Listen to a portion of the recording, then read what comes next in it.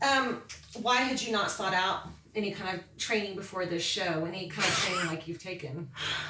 I hadn't sought out training because what could that do for me? Really, I didn't know what I didn't know. Gun!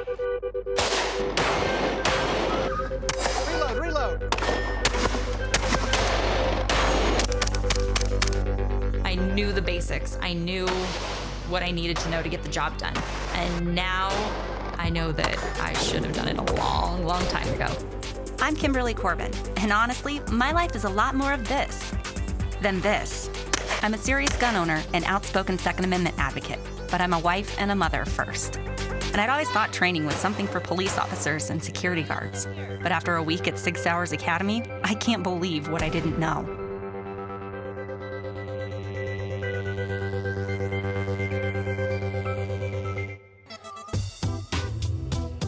I've never really done formalized training.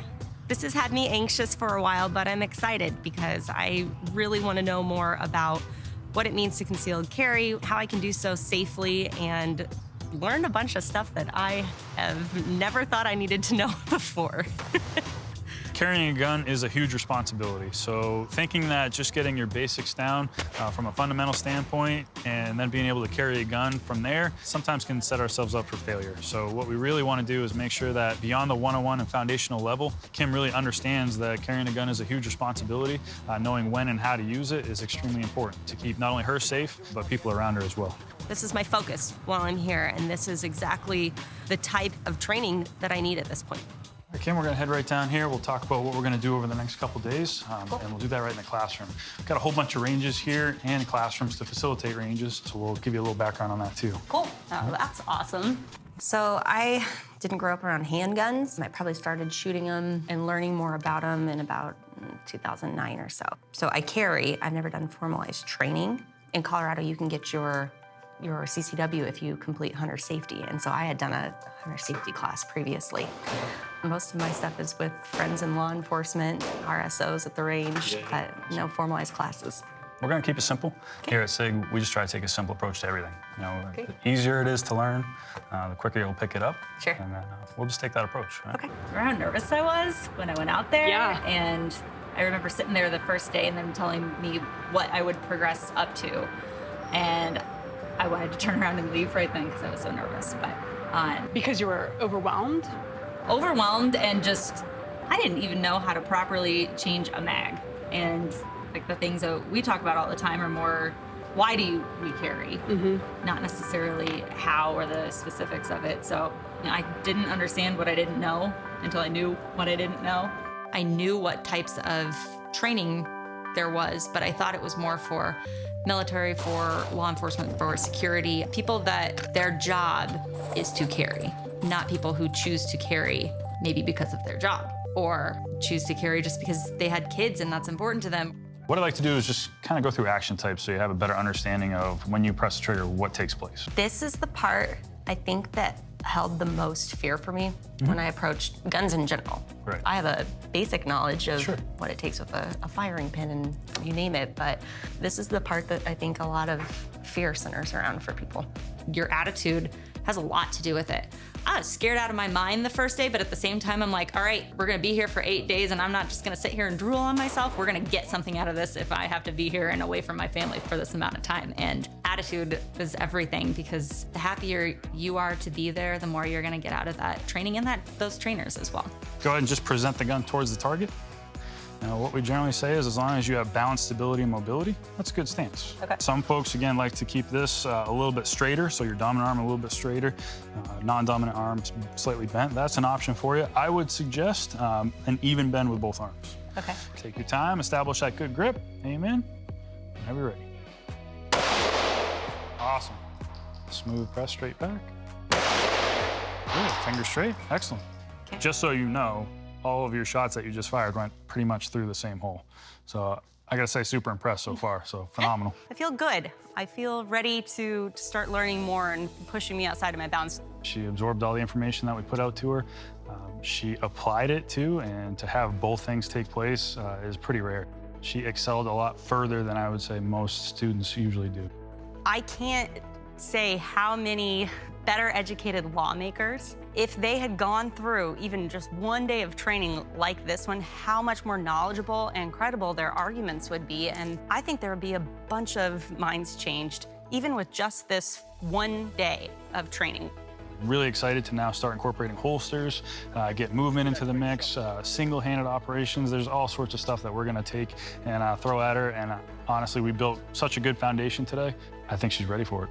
Going forward, I know we're gonna get into some tactical things or some scenario shootings that I haven't experienced before, and that's what I'm anxious but looking forward to at the same time.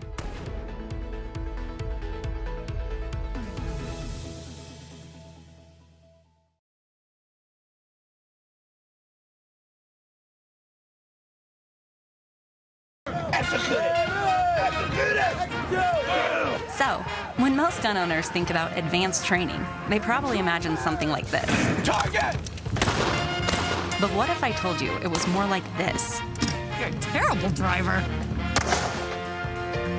You will be a ninja by the end of this day. Yeah! Do we have a fake mic to drop? I'm Kimberly Corban, and this is Empower the People, sponsored by SIG Sauer. You have a preconceived notion about what gun culture looks like, and it's always either men in military uniforms or camo with suspenders in a good old boys club. That's not what it is, because we're really looking at a huge increase in women gun owners for self-defense specifically. It is an intimidating situation. You don't know that when you get here, I'm not gonna be barked at like you guys are drill sergeants, and it's going to be a fun experience. Yeah, it's important. Yeah. Confidence is key, you know? But a humble approach is also important as well. So I had 3 trainers. There was Dylan, Justin, and Hannah. And every time that I would meet somebody new from the academy, they all had this just sense of camaraderie, and that made it an atmosphere that I wasn't scared to ask stupid questions or to straight up embarrass myself, which I do naturally anyway. It shouldn't matter who you're training. There's importance behind all of it. We're gonna give everybody the training that they need, and it's important. This is a super serious thing. What we're gonna do is just do a full breakdown that we understand cleaning aspects, why we do it, and then re-lubrication of the gun afterwards. That way it stays running. Okay. Now this has been something that I have not done at home. Okay. Even with my knowledge of knowing that it's not gonna go off by itself, I still wouldn't know that I put it back together correctly. What's nice about these is they're pretty user-friendly. We take everyone in. Whether you want to be super tactical G.I. Joe or you just want to be a soccer mom that wants to learn how to shoot a gun, we're going to treat everybody with the same respect and teach to their needs. All we're here to do is put out good information, build a solid foundation so that if you do continue to shoot, you have that platform to start and grow from, or if you want to stop, you've already got a good base and fundamentals so you can stay there or you can progress, and we're just making sure you have that good foundation. We're going to start discussing drawing from the holster, getting the gun on target. Okay. We don't want to overcomplicate this. If the gun is in the holster and he wants to shoot it, what's he trying to do? Take it out. Right, get the gun on target. Yeah. It does not need to be more complicated than that. From a teaching standpoint, though, what we've done is we've broken that down into 3 steps, just so we can explain it a little bit better to people and they can understand what they're actually doing. First one is access. What we mean by access is just establish your grip. Okay. Next part is withdraw. Just get the gun out of the holster. Access, withdraw. Notice as he did that, he started to get the muzzle on target pretty much simultaneously. Okay. And then drive. His hands meet and he pushes the gun straight out. Okay. Does that make sense? Yeah. Justin's a phenomenal instructor here. He may bring in some stuff that I've either maybe forgotten or knows on top of what I know. Just her being able to get another perspective from somebody other than myself, man, the more the merrier. The methodology that we use, which is kind of crawl, walk, run, is starting to kind of come together. Obviously, we still got a lot more trigger time to get through, so it'll sink in. It's comfortable. It's a good setting, and I don't feel intimidated or feel like they're going to push me along at a pace that I don't necessarily feel comfortable with. The important thing about target-to-target transitions is that the eyes lead the gun. Here's what I want you to do. I want you to put your pointer finger up to the 7 and then stare down your fingernail like it's your front sight post. Then when I say go, I want you to drive that fingernail, still keeping your eyes on your finger like it's your front sight post, over to the 3 as fast as you can. Ready? Go. And then back to the 7, keeping your eyes on your fingernail, go. Were you able to stop dead on it every time? There's a little bit of... Right, a little bit of a lag, right? Yeah. So do the same thing.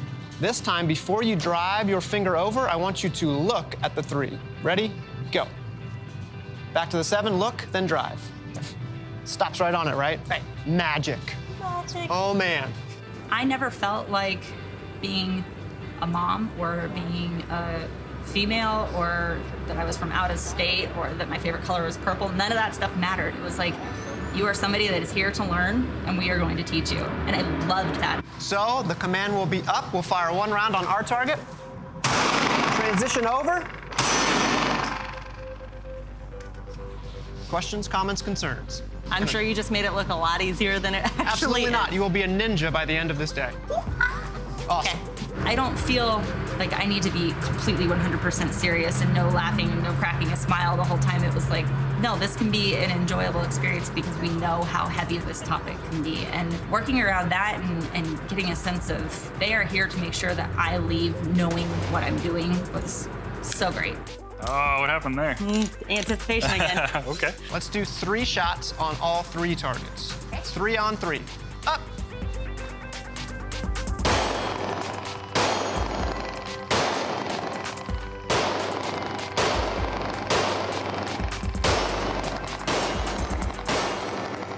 Nice.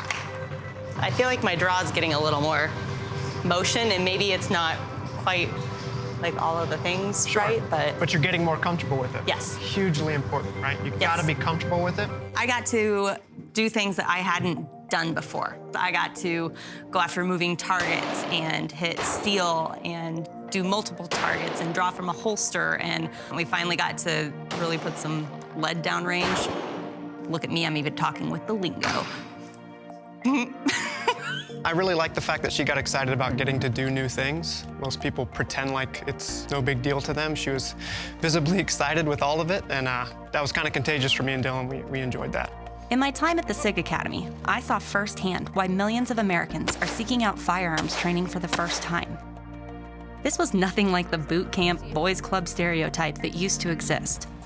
Not only was the instructional style welcoming and down to earth, but the skills I learned were absolutely relevant to a mom of 4 like me. With more than 15 million Americans holding carry permits, and many considering it, today's gun owners represent every possible demographic background, and it was truly powerful to see firsthand how the training landscape is so ready to meet our needs.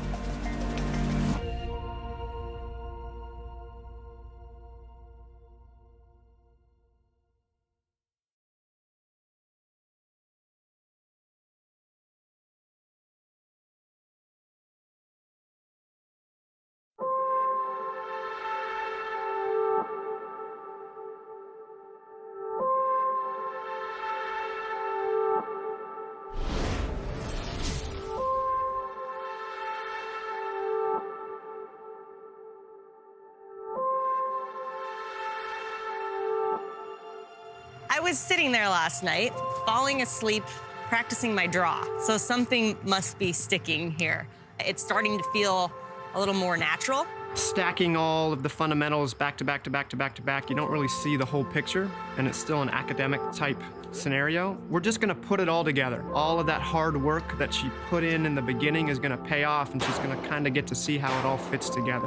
She's also gonna realize how important these skill sets are and the real application to real world scenarios that they can have a direct impact on right away. It's gonna progress fairly fast. We're gonna throw a lot at her, and I have no doubts that she's gonna be able to handle it just fine. Shoot steel with this one. Wanna shoot some steel? Yes, always. Okay, so now we're gonna start thinking outside the box a little bit. Everything we've done up to this point, we've been super pre-staged, if you will. So we're kind of set up, we're already in that aggressive stance. Our hands are either relaxed down by our sides, but we're kind of ready to go. Yeah. What I want you to start considering is, just like you're standing right now, is how I want you to start. Okay. Okay? A little bit more realistic approach, I think. So non-traditional start position. Up. Up. Remember day 1, we talked about extension of our arms? Remember I said even extension with both arms? This is where it really starts to shine. Now we can start to pick up our tempo too a little bit, right? We just want to get off of the position that we're at. That way we can start movement, whether I'm going to cover or just simply creating movement. Up.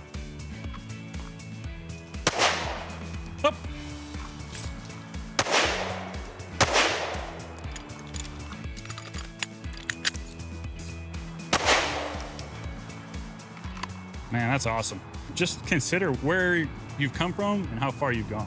Day one, you walked in here, you just loaded a mag. We saw rounds going all over the place. And to watch you just take a step, draw your gun, shoot and hit, go through a reload, get that done, get right back on target, man, I'm ecstatic right now. So in a short amount of time, you've come a long way. I feel more confident. We're getting Kim ready. That's the goal, or as ready as she could be to deal with any scenarios that we throw at her at the end of the week or the end of this training session.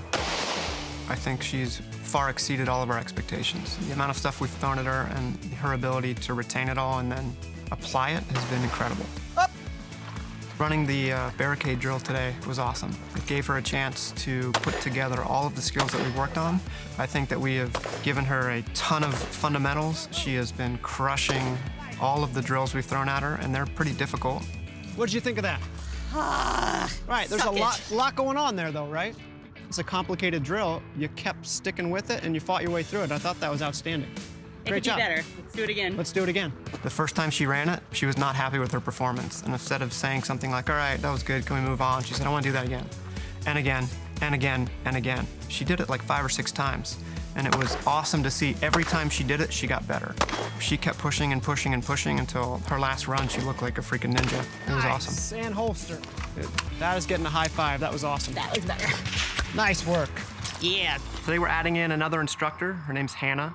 We're really excited to bring her on. While we're all teaching the same curriculum, sometimes a small shift in phrasing by a different instructor will set off a light bulb in a student. The more access you can get to different people, the better.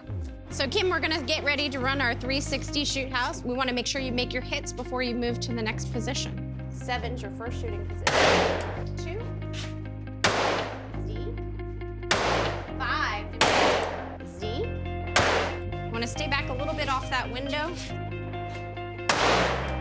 So that looked awesome, Kim. Did you feel better? You owned your sights on that one, so you got some good hits off. You caught yourself when you were exposed and were able to back up, so it looked good. This is all new to her, so repetition rules the day. When she did make a mistake, she acknowledged it and knew that she was doing it. So it's very easy for her to repeat proper procedure and move on. You're gonna start 2 shots from standing. Go to a kneeling position. 2 shots. Seated position. 2 shots. Lay down. 2 shots. Get back up. Seated. 2 shots. Kneeling. 2 shots. Standing. 2 shots. At some point, you may have to do a reload. Yep. Just do it. All right. Up. 2 shots standing. 2 shots kneeling. 2 shots seated. 2 shots from your back. Back up to seated. 2 shots. Kneeling. Reload.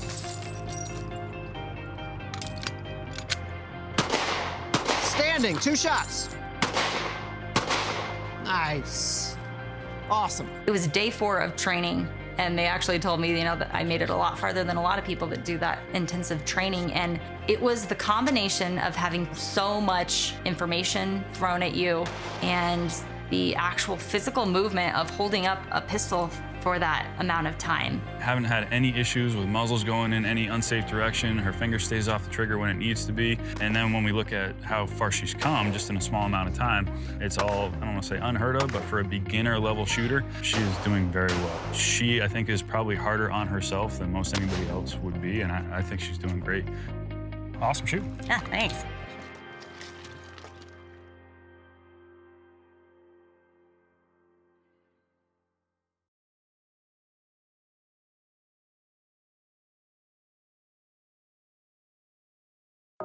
No one wants to think about the dark side of the world, but it's real.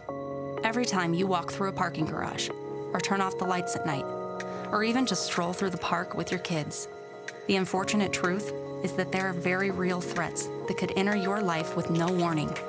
As a rape survivor, I know this firsthand. It's why millions of women are embracing their rights and buying firearms. And in my time at the SIG Academy, my instructors made it clear. Everything I did in the comfort of the range has a place and a purpose in the real world, should I ever have to use it. I'm Kimberly Corban, and this is Empower the People, sponsored by SIG Sauer.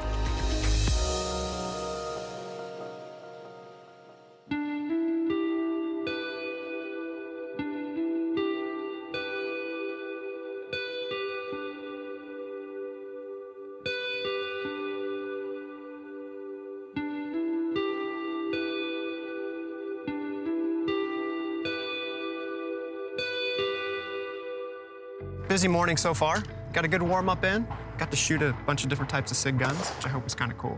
And then you talked a little bit about malfunction clearances with Dylan. Yes. How are you absorbing all of that information? It's a lot. I'm getting to the point now where I know we're gonna need some repetition. Sure. But overall, it's still making it in there. We're gonna switch our mindset from target shooting to now the more defensive aspect of shooting. Okay. So as far as handgun defensive shooting goes, when are we able to use deadly force? Legally? Yeah, legally. I would say if you are completely out of options and you are in danger or someone else is in danger of serious bodily injury and threat of death. Perfect. Did you read that from Google by chance? No, I lived it. Well, I grew up in Colorado. I decided when I went to college that I wanted to go stay in town, but go live in the dorms. And I went to school at the University of Northern Colorado in the fall of 2004 and made my best friends there. We lived in a sorority house for our sophomore year. And when we were looking at where to live for our junior year, there was myself and my 5 best girlfriends. And so we started looking more towards the west side of town. It's a little newer, safer. We broke up into 2 apartments, ground level apartments, 5 to 10 miles away from where I've lived my entire life. And in the spring of 2006, we had been moved in for about a week. And I went to bed one night after hanging pictures and putting a bunch of stuff up on my walls and laughing with my roommate. And the next thing I remember was there was a shirt over my face and I felt like I couldn't breathe. And I tried to push myself up in bed and I was pushed back down. And a man held me in my college apartment and raped me for 2 hours. And I had to lay there at 20 years old thinking that that was how I was going to die. And that'll change you. Once I was able to survive that situation, get out alive, I immediately called 911 and my life was never the same again. Okay, what's going on? I was raped. You were what? I was raped. Okay, did the person that did this to you, are they still there? Just left I was the prosecutor who took her case from the minute it came into the office. Within a couple of weeks, the suspect was arrested, and I had an opportunity to meet with her mom, her dad, to sit down and start talking with Kim about what her expectation should be of the criminal justice system. And I remember, and she and I have talked a lot about the day that she walked in, I had this sense that she was somebody that I wanted to protect. I wanted to do my level best to make sure that the officers did their level best to get accountability for the person who had assaulted her. When you brought up what a plea agreement was, and I just remember suddenly being filled with rage, and I was very frank with the fact that I had no interest whatsoever in having this be a plea agreement. I feel like I knew that it would end in a jury trial while the assault was still going on. When I felt like I finally had developed or gotten through, developed a rapport, was, remember this, when I looked at you and I said, everything in the reports is Kimberly. I see that you sign your name Kimberly. Is that what you want me to call you? And your response was, all my friends call me Kim. Everybody else calls me Kimberly. You can call me Kim. Yep. That's when I knew we had broken through, so to speak. Yeah. It was successfully prosecuted, and that guilty verdict meant that I got a sense of power back in my life. And I decided to release my name to the media after that because the thought that if one person didn't have to go through what I went through, that it would all be worth it was enough to put myself out there knowing that not everybody's gonna have something nice to say about it. As a survivor of rape and now a mother to 2 small children, you know, it seems like being able to purchase a firearm of my choosing and being able to carry that wherever me and my family are, it seems like my basic responsibility as a parent at this point. So why can't your administration see that these restrictions that you're putting to make it harder for me to own a gun or harder for me to take that where I need to be is actually just making my kids and I less safe? Women are buying firearms because we need them. We need them to protect ourselves, to protect our families. We are biologically at a disadvantage, and this levels our playing field. Scenarios that we could be setting her up for, at least to hopefully be able to handle and work through and survive. home invasions, carjackings, real world scenarios that are exactly that. They're real world. They do happen every day. So it's important to at least have the mindset and maybe hopefully prepare her mentally and give her the skills that she needs to be able to handle it. Heaven forbid she ever ran into it. I think of my life very much in terms of a before and after, which is, if you ask any survivor, you have those before and after moments in your life. The after for me is a conscious effort to not live in fear, but to be very aware of my surroundings and have a situational awareness that I can also counteract with an ability to defend myself. Everybody okay? Clearly, she has dealt with immense stress in her life, and she has learned how to process it in a way that is fitting for her and allows her to continue to press forward. Unfortunately, she had to go about it in a tough way, but it's definitely made her a stronger individual, and for what it's worth, I'm profoundly impressed with her. Now, in going back to the range since then and doing drills, it's there. It's like a piece of me is now ingrained in doing this. And I think of how many people go to seek training that have had some sense of trauma or victimization that maybe they don't talk about it. If they're given tools to make those connections, I'm just thinking, holy cow, that would be amazing, because it gives you such a sense of confidence in yourself and your ability to take that power back. I was a 20-year-old college girl. I don't think that I was necessarily feeling like I was ever threatened. It wasn't that I didn't understand that bad things happened. I just was under the impression that, well, yeah, they happen, but they don't happen to me. And they do. So they can happen to anybody. I found Mike, we have our kids, we have our family together. That's something worth protecting. And everybody out there has something worth protecting. I just love that I now know how.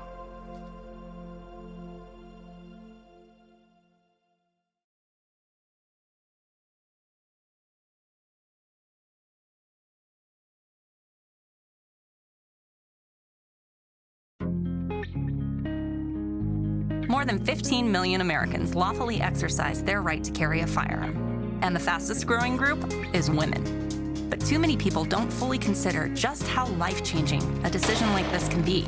My time at the SIG Academy put it all into perspective. And if you're thinking about exercising your right to carry, or even if you already do, I can't recommend an experience like this enough. I'm Kimberly Corban, and this is Empower the People, sponsored by SIG Sauer.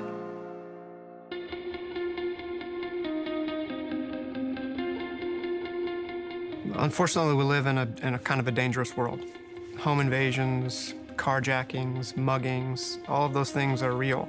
And if you choose to carry concealed and want to combat those things, it's important you get the proper training so that you know what you're getting into. It's a huge responsibility being a gun owner, and especially a concealed carry holder.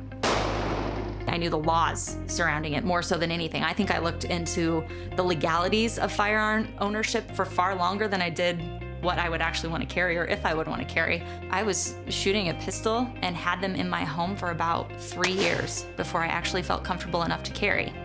When you have to dig through the hidden reports in the media of people who have used a firearm in self-defense, it is oftentimes off-duty officers or somebody who has had that extensive training and has gone through all of that before they get to that point. Well, and it's the ones that you don't read about that were maybe carrying and it was enough to get them out of a situation. Right. And that's an unreported number. You're never gonna know how many females are, feeling like they are not in a safe situation, but they know that they have their pistol either on them or in their purse and are able to de-escalate and get out of that situation because they had that last result confidence, and if they had to go there, they could. Domestically in the United States, concealed carry is key. I don't want anybody to know that I have a gun on me, and I think that's really important. And there is a big difference between a gun that's just covered and then a gun that's actually concealed. That way, heaven forbid we ever had to use them, it's a complete surprise to whoever we're having to use them against. A lot of women shy away from carrying on body because they don't want the gun to define their wardrobe choices or their style or what have you. Downsides of carrying in a purse or something if they don't want to do a belt, because I know a lot of my outfits just they plain don't have belt loops, or it's a dress or something like that. I think the downside to carrying off body is that wherever you've placed that gun now has to stay with you wherever you go. Right. So you cannot just leave your purse lying around somewhere because you're leaving behind your gun. Also, if people are going to purse snatch or you forget it, those people now have option or the ability to gain access to your firearm. So those are the downsides to it. And these are great things to consider. And like we always say, the decision to carry a gun is a life-changing decision. Yeah. All of these little things that you're bringing up, I'm so glad to hear that you're actually thinking about them, because most people don't. They got their concealed carry license, they strap that gun on every day, and not taking in all of those other aspects of their life and how it should change. Right. It is extremely important to think about those things and then do what's right, not just for you and for comfort, but for your family. What I get asked the most is, how do you carry? Or when you are going and speaking or you're dressed for work, where do you carry? How do you carry? What do you find is effective? And I don't always have the right answer. Hannah's real-world experiences and all her backgrounds is really going to benefit Kim today. My former career was in law enforcement. I worked both local law enforcement and for the Federal Air Marshal Service. So concealed carry was my lifestyle. Every day I had to make sure that I was in deep cover because of the mission of my job. So I'm here today to help Kim find a way where she can carry for protection as well. So now let's try that bicep curl. So underneath the material, comes straight up with it, exposes the firearm. Sometimes it's better to use the support hand, so that way as we clear the article of clothing, our dominant hand can go right onto the firearm. Okay. One of the most important components of choosing gear is to make sure it works for you. It's important to work through the gear first so that you can find if there are any hiccups that need to be addressed before you're in a situation where it's too late. Confidence goes a long way in being able to run the gun appropriately and be able to blend it into our goals of protection. So when we're going back to the holster, there's never any rush. Safety is our utmost concern. Safety for ourselves, especially, because the gun's coming back as close to us as it will ever be, right? So we want to make sure everything's right. Women's bodies are built differently than men's, so it's important that we acknowledge that and that we work through that to make sure we can find something that's going to be a viable option for her so that she can wear without having to change her lifestyle too much. For women, we have different considerations to think through because we don't throw on that same pair of Levi's with a belt every single morning. Right. And the holster here is a corset-style holster, so it's worn on your midsection. So pretty awesome. We can have our firearm on one side, and then we can have our accessories on the other. Well, and I like this part because it'll keep it actually in there. It keeps it in there, so you have a retention device as well. The goal is to have the corset snug because it tucks everything in, including the firearm, and it makes it very easy for us to wear tops just like we have on today and still be able to conceal. Keys to carrying on a daily basis are to make sure that it's easy. If it's not easy, human nature tells us we're not gonna do it. No matter what I'm doing, I've been able to apply it to my life. I can go hiking, I can go out for a jog, I can throw it on to go to the grocery store, and I forget that it's on, and I don't have to worry about any of those malfunctions occurring behind my equipment. Right. Yeah, I like where this is centered. Yep, and we have that ability to dress the way we want to dress. Yeah, I mean, these are my mom uniforms, so that's it. Again, we want to be able to find something that applies to our everyday life, because if it doesn't, we're not going to do it. Right. So. I loved that everybody not only talked about practical application, but the morality of using a firearm, because we take carrying very seriously, and we know that we're doing it to protect ourselves. And I loved that that wasn't an absent part of our conversations or our trainings. We have the right to defend ourselves and other people, and that's a huge responsibility. The flip side of that is the moral aspect of it. Just because we can, does that necessarily mean we should? Right, it's a pretty gray area, right? Again, I can't answer that for you or for anyone else. It's totally subjective based upon your own life experiences and the situation that you're in. But these situations unfortunately do happen in today's society. You're well aware of that. Luckily for us, we have the opportunity to defend ourselves, but again, not always the best option. As a mom, what was your takeaway? We didn't just learn about firearms or how to use them, but it was all the things that should lead up to not having to result to that, because it's a last defense. And as long as I am carrying, I need to be doing it the right way and knowing as much as I can about how to properly carry. And at the end of the day, that's who I need to defend. It is a total mind shift where you are always looking to protect your kids. And this is the best way that you can do that. Nice. Awesome.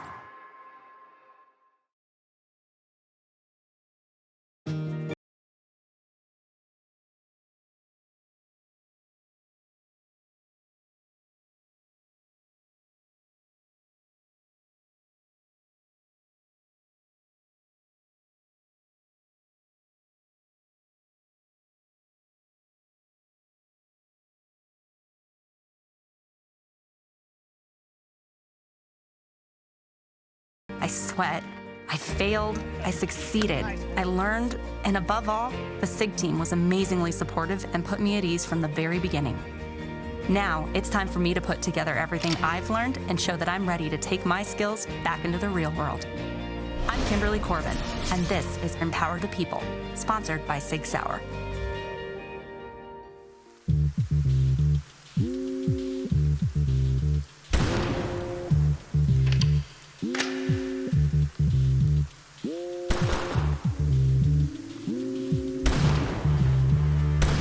This is our live fire team shoot house. You're gonna go into the shoot house being incredibly cognizant of trigger finger discipline, muzzle management, also target acquisition. Just take it nice and slow. Everything that you're about to encounter in here, you have been trained up on or have had experience with. I'm ready. Feeling good. Awesome. That's what I want to hear. Let's do it. All right. At the end of the day, this is a learning exercise, but I will also have that mindset of this could easily happen in my own home or a loved one's home or in everyday life. When you enter the room, just treat it as you would a normal open space and solve the problem. It's totally on you to do it how you want to do it. All right. Shoot house starts now. Go for it. Open door to the left. It is open, clear. There's a door on the right that is closed. Blank wall to the right, blank wall on the far side. A wood target with a closed door behind it. Anybody in there?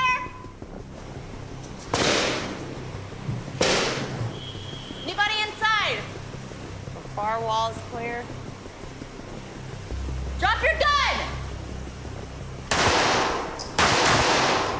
Anybody else inside?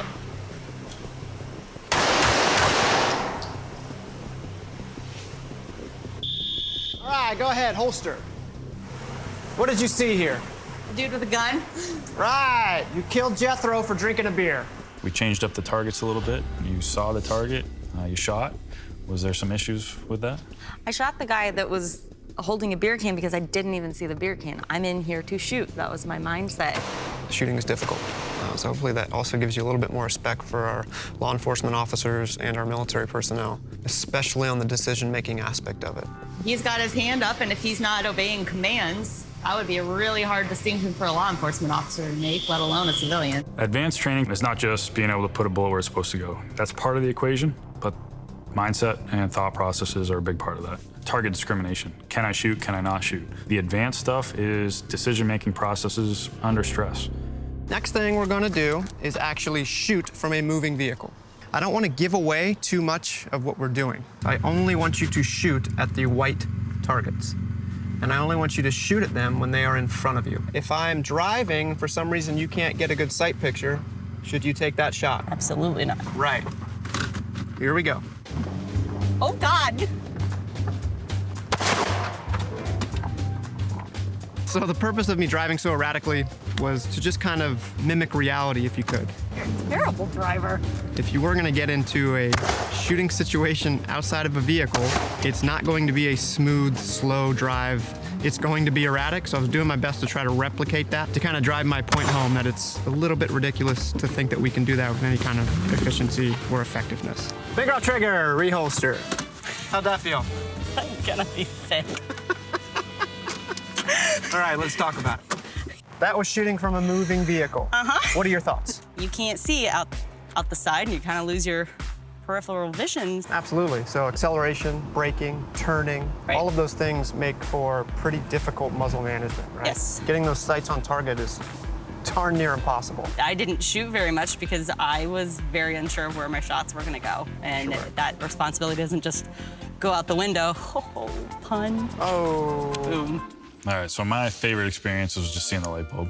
You making your own corrections, us not even having to step in there and do that. You know, you said, oh man, I could have done this a lot better. And you recognizing that and being able to correct it and have the tools and the knowledge there to just fix it yourself. That was probably the biggest reward for me. You had training before. Yeah. So what took this to the next level?